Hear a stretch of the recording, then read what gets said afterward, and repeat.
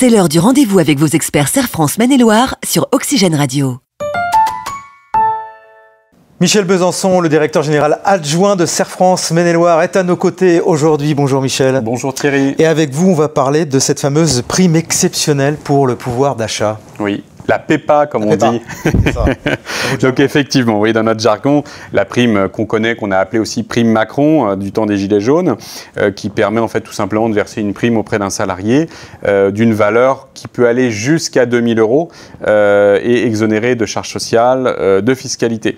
Et donc elle revient, après avoir disparu en mars, elle est revenue en force, puisqu'on pourra la verser entre le 1er juin 2021 et le 31 mars 2022.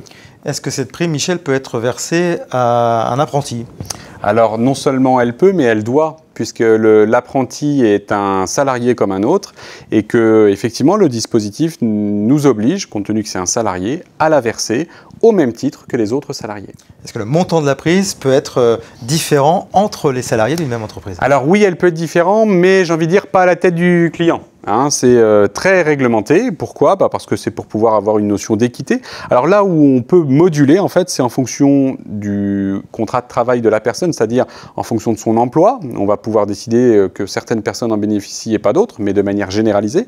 Ou bien la durée de présence effective dans l'entreprise, c'est-à-dire que la personne a été présente que 6 mois, elle est arrivée au 1er juillet, par exemple.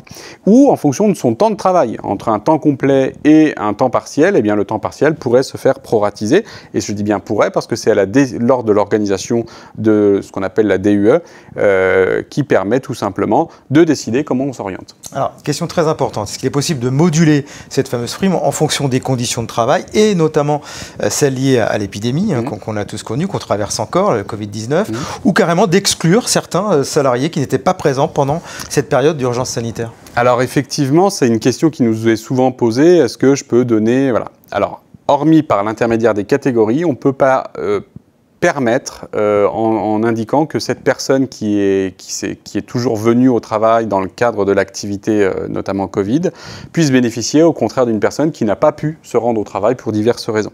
Il n'y a pas de possibilité de faire de différence dans le cadre de la prime PEPA. Et si un salarié réclame une avance sur cette prime, c'est possible ? Alors non seulement, effectivement, s'il réclame soit une avance ou je veux dire que l'employeur a mis en place des fois une prime au mois d'août et souhaite la compléter au mois de décembre, eh bien ce sera possible. Il faut juste que ce soit rappelé dans l'accord écrit de ce qu'on appelle la DUE. Et donc effectivement, c'est possible de pouvoir le faire à condition que l'ensemble des avances ou des primes cumulées soit fait au plus tard, le 31 mars 2022, pour être dans le cadre de la loi. Merci Michel, vous savez tout désormais sur cette fameuse prime, la PEPA, la prime exceptionnelle pour le pouvoir d'achat. Merci à vous. Merci Thierry. C'est l'heure du rendez-vous avec vos experts Serre France Maine-et-Loire sur Oxygène Radio.